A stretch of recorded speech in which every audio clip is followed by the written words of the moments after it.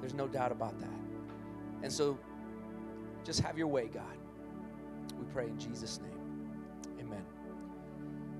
So we're in this series called OASIS, and we've been unpacking Matthew chapter 11, verses 28 through 30. And really the whole year we've been talking about this concept, this truth, this amazing thing that Jesus invites us into called the OASIS. And for our church, formerly Luminous City, Second Sunday, now Commons Church, 2023 is a year of oasis. 2023 is a year of rest and refreshment. 2023 is a year where we look back at what's gone on the last couple of years in our lives, and we see the fatigue, we see the weariness, we see how tired we are, and we say to ourselves, okay, there's got to be something more. There's got to be something more in life than just me running tired constantly. How many of you run tired constantly? Yes, a lot of people. Just running tired. And there's a difference between physically being tired, emotionally being tired, and mentally being tired, and also spiritually being tired. Those are all different. You can feel physically energized, but mentally de-energized, right? You ever been there before? You can feel mentally energized, but you can feel spiritually de-energized. You ever been there before? And so the beauty about us humans is that we are pretty complex. There is a certain complexity about us. And so we're in this series right now, and the part of this series we're in is to be human. And we've broken down what it is to be human today, and what it looks like to be human through the eyes and through the concept of what Jesus is saying to us in Matthew chapter 11. And so if you're there, go with me to Matthew 11. This is kind of like our bedrock verse for the year. This is our bedrock passages for the year.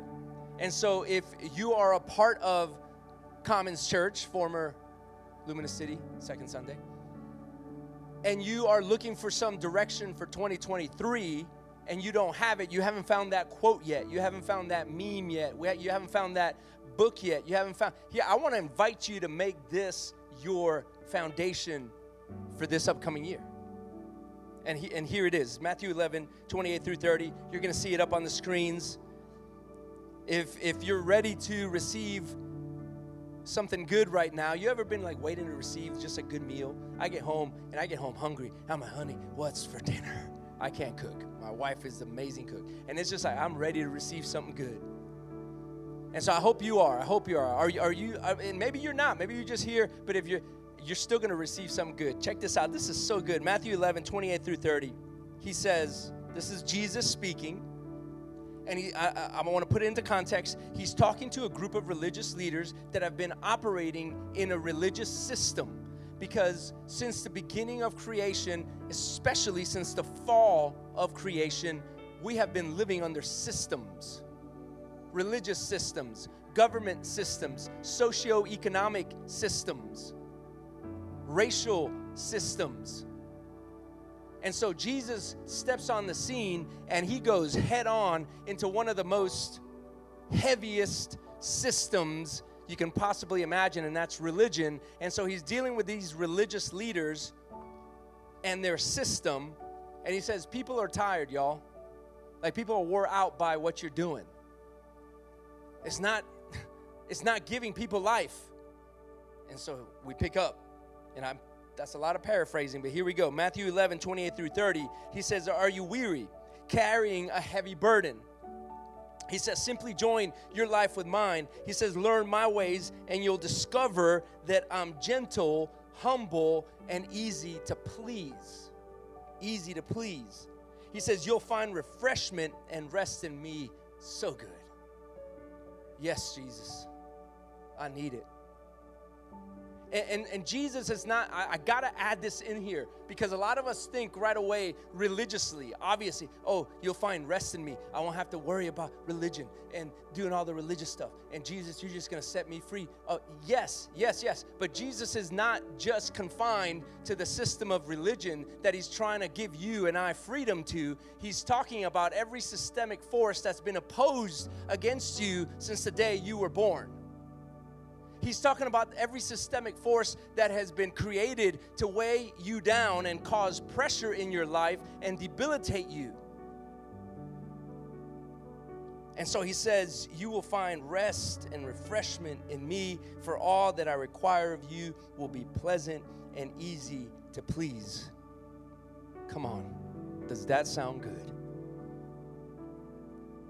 And so I'm just going to dive in because we've been talking about in the realm of humanity and human relationships. I began this part of the series off talking about how do we live in Oasis in relationships with family and friends, especially those that give us a hard time and betray us. And we talked about Judas at the table. Remember, Jesus invited Judas to the table. He knew he was going to betray him, one of his closest friends, but yet he invites him at the table and he gives him the best seat in the house, people. And he says, Judas, I know you're going to do me wrong, but you're invited to the party. As a matter of fact, you're going to have the seat of honor. Like, how do we do that? So that was message one. And then Pastor Jay really dove in to what does it look like to have Oasis in the workplace? People you work, have you ever worked alongside somebody that just gets on your last nerve? You know what I'm talking about. You know that person. You know who that is. Don't raise your hand, okay? You don't have to say no names out here, all right? And so Pastor Jay broke that down, like, how do we do that? How do we live in rest and refreshment in relationship with the people who we see at work? And maybe one of the most tense places that we have to step into, right, is the work area. And then Pastor Jay followed that up the following week, and he talked about who is our neighbor? Like, who is our neighbor? Who are the people that are our neighbors? Is it just the person that lives next door to me? And how do we live in rest and refreshment with our neighbor who is anyone in your life? Is your neighbor. Look to the left and look to the right and tell them, you're my neighbor. Yeah, do it right now. You're my neighbor. You're my neighbor. You're my neighbor. You're my neighbor. You're my neighbor. So I was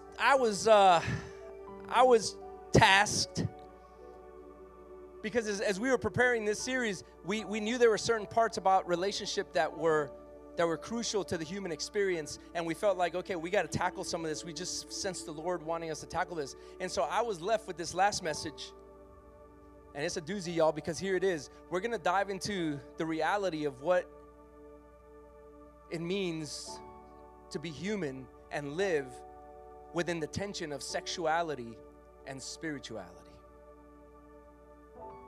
And I don't know about you, but sexuality is a heavy topic. Like, you don't have to go too far and to hear, and you hear people talking about sexuality, and conversations can get pretty heated, pretty quick, pretty emotional, pretty fast. We've got all kinds of different views politically, generationally, culturally, on sexuality as a whole. And I hope, listen, if you're visiting with us this morning, I'm not going to apologize to you. I believe it's a conversation that the church should be having. It should be having. I'm going to get more into that on why we should be having it. But I know this for sure right out the gate. It's a heavy subject for you and for me. Sexuality, no matter, you may, no, it's not a heavy subject. It is a heavy subject for you because you are human. And you were made to be sexual. And there's nothing wrong with that. We're going to get into more of that. But I know for me, it's been a heavy subject. Our church knows. I've shared it before. I was exposed to pornography at age 6 or 7. And since that exposure, it's just been part of my life, battling that. Age 6 and 7 is when I began to see the world, specifically sexuality, in a very distorted way. So much so that I remember in 3rd and 4th grade, my buddy was like, hey man, meet this girl behind the PE shed, She's making out. She wants to make out with you. And in my mind, I remember the day. It might have even been a Tuesday. I know it was hot. It was in Miami. Very humid. And I was a little shorter, a little plumpier. But I said, this is my chance. Never made out with a girl. I need to go behind that shed and make out with this girl. I didn't even ask her name. I didn't even ask my friend who she was, what her name was, what classroom she was in, what grade she was in. I didn't care. All I saw was I got somebody to make out with. And I did, man. I went back there in that shed. It was not in the shed. It was behind the shed. If you're old, you know, if you're old school, you have PE. You had the PE shed, man. It's like all the old volleyballs are in there. It just smells terrible, disgusting. Went behind the PE shed, and there she was. Honestly, didn't even know her. I don't even know if she went to our school or not. All I saw was, man, that's it right there. That's my moment. So I went in for the kiss. I think I did terrible. But that was my first time I ever made out with a girl. I walked away, never looked back. Don't know who she was. I think her name was Regina. I don't know. I don't think I saw her again. But it was just a transaction. It was just something that happened. And so my view of sexuality began with a very twisted and deformed way of seeing sexuality, the opposite sex, and myself. But I'm going to tell you what, listen, this is not just a sad story, it's a story of triumph, because probably the last 5 years, I've never been freer than I have all my life. I'm 48 years old, saw it when I was 6 or 7, you do the math. The last 5 years, I've enjoyed so much freedom, I've enjoyed so much peace, so much joy in the area of sexuality that I praise God for, and I thank Jesus for it. And so that's why I believe Jesus wants to speak even into the area of sexuality in our lives. And not just speak into it to give you rules and things to follow and things to do and you can't do. No, He wants to give you Himself so that you can live in rest and refreshment when it comes to every area of your life, including sexuality. Is that good or what? Is that good? You guys want some of that? And so sexuality and spirituality, man, here's the thing. Here's what I want to say to you. They are like oil and water. I mean, in regards to how culture has seen sexuality and spirituality, they are like oil and water. As a matter of fact, worse than oil and water. Have you ever got the ice cream, the Neapolitan? You know what I'm talking about? And it's like 3 flavors: chocolate, vanilla, and what else? Strawberry. Yuck.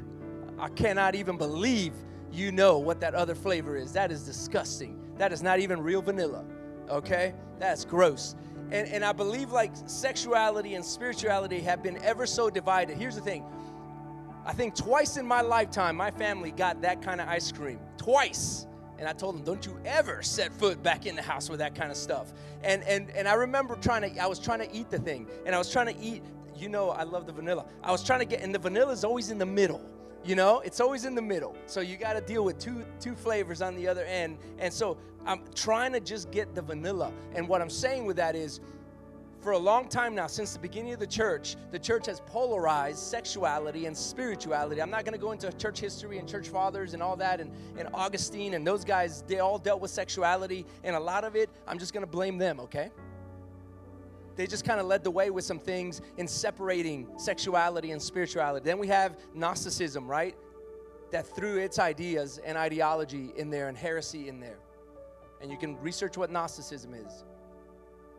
But here's what I want to say to you.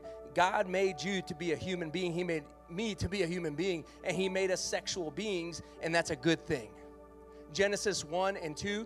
God is making everything. He's creating all things. And I've said this before. He sees man and he's alone. And that's the first time He says, that's not good. It's not good.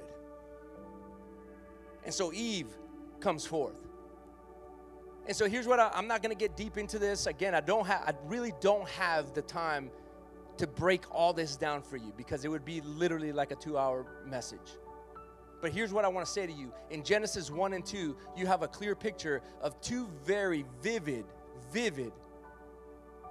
topics when it comes to sexuality. One, you see that there's a communal sexuality.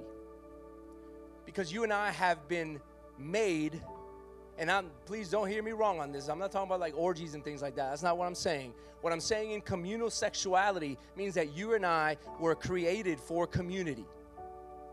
Okay? That as sexual beings, you and I were created to be in community, to be connected with each other. And there's a very clear distinction in Genesis chapter 2. Now we see another form of sexuality, and we call that genital sexuality. And that's a completely different type. As a matter of fact, I want to read her quote. Deborah Hirsch, author and speaker, says this: spirituality, in a very clear definition, is the longing to know and be known by God in spiritual, physical, emotional, and psychological levels. That's spirituality. And she says sexuality is the longing to know and be known by other people in spiritual, physical, emotional, and psychological levels. And the beautiful thing that ties sexuality and spirituality is that it really is just a longing and a desire. In your spirituality, you're longing to be with God. I believe all of us here are longing to be with God, just like Adam and Eve were in the garden. Because that's what we see in Genesis 3 when they leave the garden and there's a separation between them and God. There's now a void created. They miss the relationship they had with God. They miss being able to just sit and walk with God and talk with God face to face and high five God and fist bump God and just be with God in a very personal, intimate, dare we even say, sexual way. But out of the garden, we have that no longer. And so every longing you have, every longing I have, is to be back in the garden again with God and to have that same relationship we had. Not we, you and I, but our great, you keep going.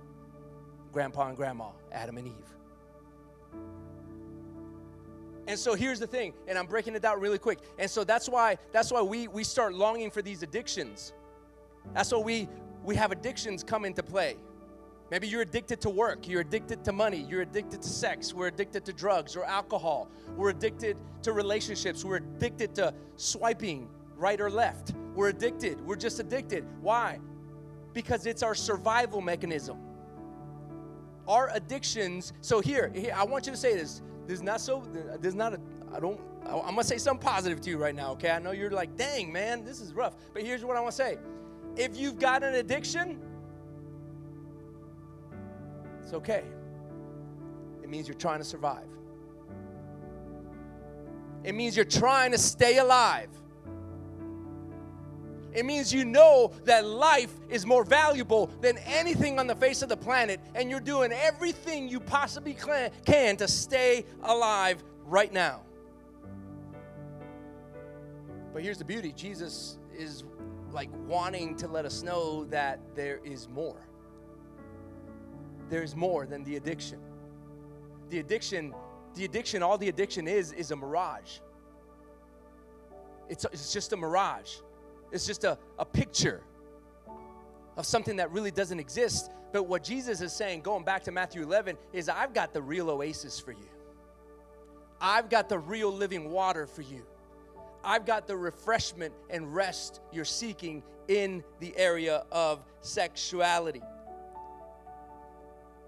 And so social and genital sexuality, it's all about connection and community. That's social sexuality. Genital sexuality really is about a covenant union. It's about us giving our bodies away. That's what Adam and Eve did. And so I just want you to think about this. When you're involved sexually, through intercourse, through genital sex, you are giving your body away to someone else without the covenant promise of love. And each time you give that away, you're giving a piece of yourself away. And I'm not saying you, I'm saying us, because I've been there too. Everybody tracking with me? Everybody's good right now? This side's like, oh, dang. You just hang on. It's gonna get deeper here. And so Genesis 1 and 2, it's gonna get pretty right now. I want you to check this out. Genesis 1 and 2, it's all good. Everything is good. Everything is so good. Adam and Eve are just walking around naked. They're running around naked. In some areas of the country, they say, what do they say? Naked or something like that. They're running around naked. And I know some of you are probably going like, man, what are we doing talking about this kind of stuff here at church? Let me tell you, it's in the Bible. It's not me. They're running around naked. And the Bible says they felt no shame. As a matter of fact, I think we have that verse up there. Can you give us that verse, please, sir? Thank you. Genesis 2:25. Adam and his wife were both naked, and they felt what? That's so good. Because every time I get naked, y'all, I'm just like, dang, okay. I better hit the gym again. You know, I'm just keeping it real with you, okay? Can we be real? There's shame. And if I'm naked and my wife sees me naked, I'm thinking, man, I'm ashamed because she's seeing me and I'm not perfect, I'm not good, I don't look like Michael B. Jordan and you know what, and all that, you know, and it's like, dang. And then I see her and she knows this. And I'm going to see her and I'm like, man, but she don't look like J-Lo and, you know, all that kind of, you know. And so it's like you get all these thoughts in your head. You're like, I'm not good enough. And then you start feeling shame. But Adam and Eve, no shame. No shame. And can I just be honest? I got no shame right now standing in front of you, talking to you about this as your pastor because I love you. I love this community. I love this city. And I think Jesus wants to speak into this in a very powerful way and very clear way. Okay? They had no shame. No shame. As a matter of fact, even a little deeper, they saw each other with God's eyes. They didn't see each other as objects. They didn't see each other as something to be had or something to be taken or something so that it could fulfill my desires. They just saw each other with God's eyes as another created being in the garden, enjoying everything that God had made to be enjoyed, including sex. And so Genesis 1 and 2, it's all good. Then we get into Genesis chapter 3, and you know the serpent comes into play, and the serpent's like, hey, if you eat this fruit, you're going to be like God. Your eyes will be open. Your eyes will be open. Your eyes will be open. Your eyes will be open. Who else opened eyes that we know of? Jesus. Jesus did a lot of eye-opening, but Satan started it a little quicker. Satan opened eyes too. He opens eyes. Sin opens eyes as well. The only problem is that when you allow sin to open your eyes, it leads to your life being taken from you instead of given to you. And so it says her eyes were open. Their eyes were open. They're like, dang, look at this. Ooh, you got to cover up.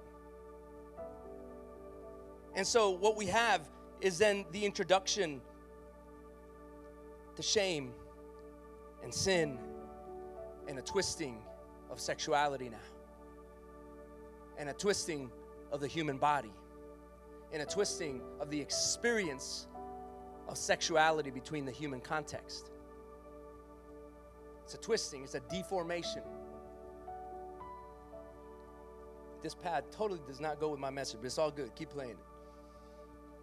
But that's not the end of the story. That's not the end of the story. Let's keep going just a little bit, and I keep closing that note. And I'm looking at my notes, y'all, because I want to make sure that we get this. Genesis 3, I want you to check it out. 3 verse 7. It said, at that moment, their eyes were open, and they suddenly felt what? At their nakedness. It says, so they sewed fig leaves together to cover themselves. They sewed fig leaves together. They were like, we got to cover up, y'all. Like, Adam, you better cover up that stuff. Eve, you better cover up. get some leaves. I don't know how big fig leaves are, but I'll probably need bigger leaves than fig leaves. I'll tell you that much. Give me them, palm tree, banana leaves I need for me.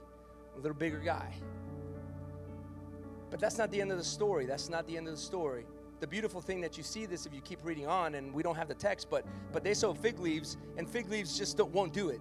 It's imperfect. And so it says that God made clothes for them.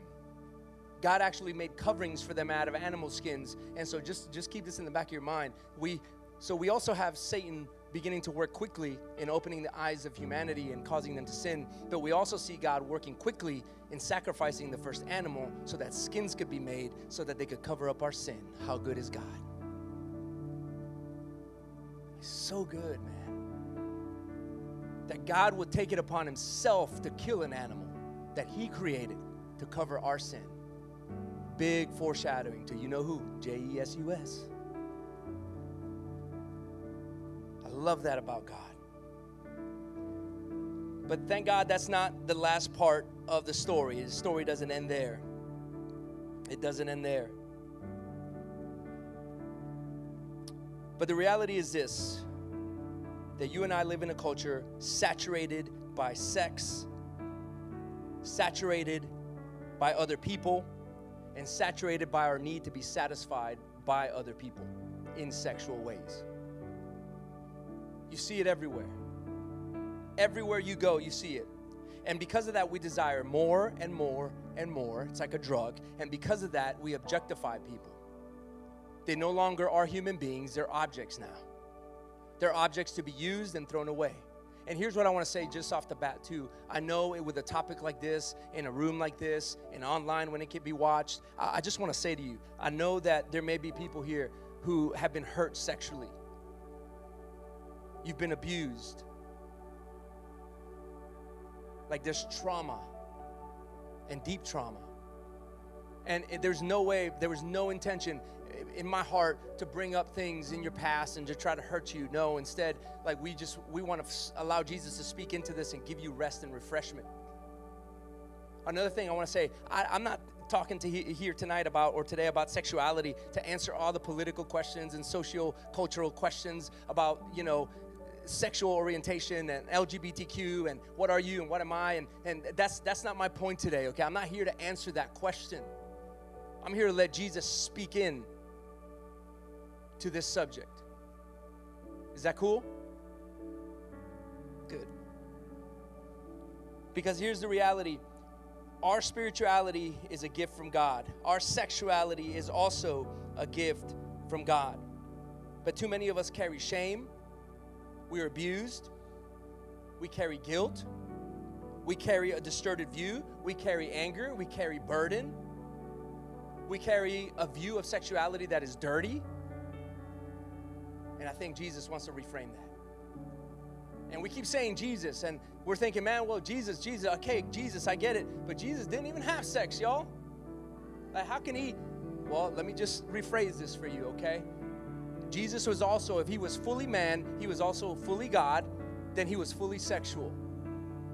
And even though Jesus didn't engage in genital sexuality, he engaged in community sexuality in a big way. And here's how I want to break it down to you. He was in such union with God. He was in such intimacy with God that because of that union with God, he can have communion with people in a deep level that was even greater than genital sex.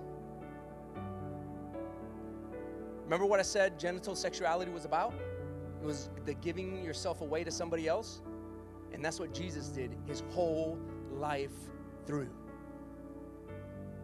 He just gave himself away constantly to every single person. And so Jesus does have a place to speak in the area of sexuality. And so he invites you and I to a new, refreshing, restful look at what this looks like. Let's dive into it. I got to share this story with you right now. It's in Matthew chapter 5. Real quick, 28 through 29. I think we got that. Pretty sure we got that. There it is. All right, I'm going to read it to you. But I say, this is Jesus. His Sermon on the Mount, one of his greatest speeches, greatest teachings. Check it out, Matthew 5:28. He says, but I say to you, because they're asking him about these topics of sexuality and marriage and all that kind of stuff, relationships. He says, but I say, anyone who even looks at a woman with lust has already committed adultery with her in his heart. Go to the next verse. So if your eye, even your good eye, causes you to lust, he says, gouge it out and throw it away. It is better for you to lose one part of your body than for your whole body to be thrown into hell. Crazy story. There was actually a college student, I forget which university, he actually took his eye out. Took this literally. Came back to his professor and was like, yo, this was not a good idea because I'm just a one-eyed luster still. You know what I'm saying? And so like this is not literal. It's more spiritual and figurative. And what are the things in our life that we need to get rid of? But instead of what do we need to get rid of, I think we need to look at what is it that we need to focus on. And I want you to focus on one thing here. The issue here is not the media, it's not the world, it's not the culture, it's not sexuality in and of itself. It's very simple. You have two of them. Your eyes. It's your eyes. How do you see the world? How do you see other people? Can I just say something? For me, it happened at age 6 or 7. For you, I don't know when it happened. I don't know if it was a Playboy magazine. I don't know if it was a friend at school. I don't know if it was an uncle, an aunt. I don't know if it was HBO or MTV. I don't know if it was Leave It to Beaver. I don't know. I don't know what shaped you sexually, but something has shaped you sexually. And that's a reality. And so what Jesus is saying here is we got to begin with a new set of eyes on how we see people, on how we see ourselves. Because if you see sexuality as just something, a transactional thing, you get this for that. And I get satisfaction because this is just what I want, and I'm going to use whoever it is that I got to use to get it. Man, I'm telling you, Jesus wants something better for you than that. And it begins with the eyes. Mark chapter 8.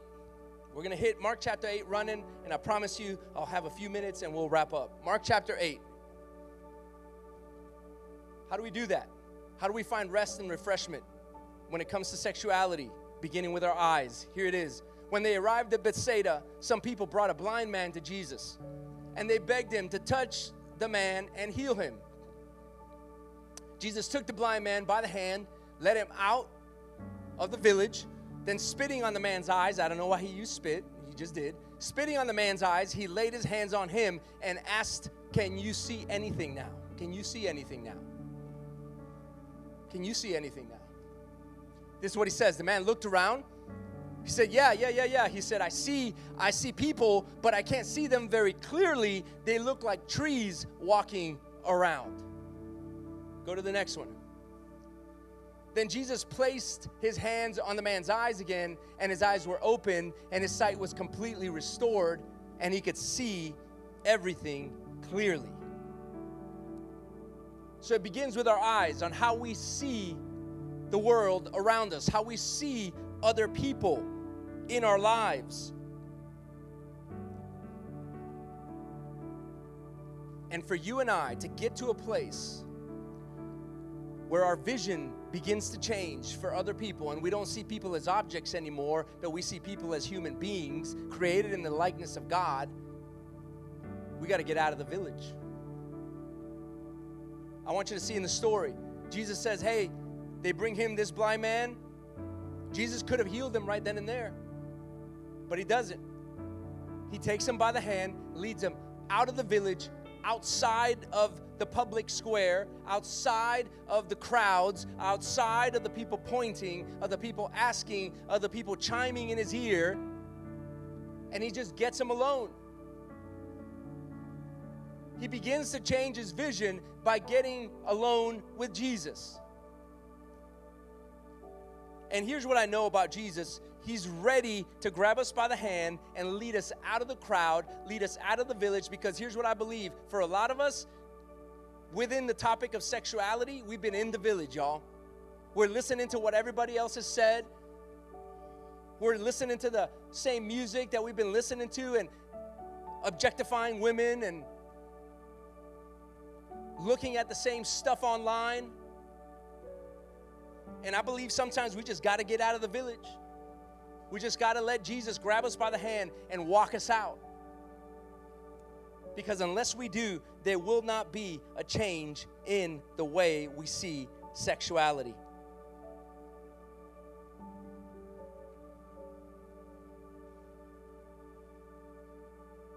But in order to get out of the village, you got to trust Jesus. You got to trust because he's leading you somewhere you've never been. And some of us, we got to go somewhere we've never been in the area of sexuality so that we can get to where Jesus wants us to be. Because for so long, maybe we've all been in the same place. Well, this is who people say I am. This is what I believe about sexuality. This is my stance. This is what my grandpa said. This is what my community says. This is what the Instagram. How you like that? This is how Instagram says. You know what I'm saying? And too many of us have been in there. And we just got to let Jesus, like, hey, I want to take you somewhere. Would you go with me so that we can begin to change how you see things? Because did you see the story? This is the beauty of the story. He touches his eyes, he spits, touches his eyes, and he sees, but he can't see clearly. All he sees is trees. All he sees is objects. And I think for too many of us, we've been seeing people as trees. Sexually, man, there goes a tree. I want to climb on that tree. I want to get all up in that tree. I want to hang off that tree. That tree's mine. You are not a tree. Other humans are not trees. I don't know the blind man's story. I don't know if he objectified people. He wasn't blind from birth because he knew what trees look like. And so something happened to him. Maybe he objectified people before he was blind. And Jesus needed to spend some time with him to say, hey, these are people. I want you to see people. I want you to see my creation, my sons, my daughters. These are living people. They're not objects. You can't change the way you see unless you get out of the village. Number 2, we got to see people, not trees. And only Jesus can show you and I what that looks like. Only he can show you and I what it is to have compassion and love for people and not see them as objects. Not use them to get as much as you can out of them to fulfill your sadness or your depression or your longing for someone. People are not indispensable. People are not just something to be used and thrown out. As a matter of fact, Jesus loves people so much that he said, you know what? Sin entered the world, ushered into the world through a tree. I'm going to die on a tree. Where sin came and ushered in shame, Jesus took shame and hung it on a tree when he was crucified so that we can live shameless lives.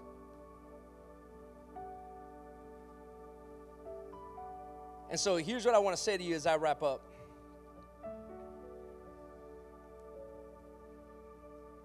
The beauty is in the second touch. Did you catch the story? Jesus touches him twice. The first time, hey, I just see like these trees. Jesus says, okay, let's get you to see a little clearer. And he touches him again, the story says. Was it that Jesus couldn't heal him on the first touch? Nah. It wasn't about Jesus. It was all about the blind man. It was all about the blind man. And today, what Jesus is trying to say to us is that it's all about us right now. It's all about you getting to a place where you spend enough time with Jesus that you allow him to make the second touch. The second touch is important. The second touch is where it's at. Because I think if you know Jesus, or if you're beginning to know about Jesus, you've experienced him. Some of you maybe gave your life to Jesus for the very first time, and that's the first touch. You're like, man, oh, wow, Jesus is so good, and he's so awesome, and he's given me life. But it's in the second touch where your eyes begin to change. It's the second touch where you begin to see people for who they are. But you got to give Jesus enough time for the second touch. I think the blind man could have been like, yo, dude, like, you suck. I see trees. I'm leaving. Like, you didn't do it. And he could have left. He could have been like, nope, that's it. You had your chance. I heard you heal people on the first try. I can only see trees. I'll take trees. Trees, I'll take.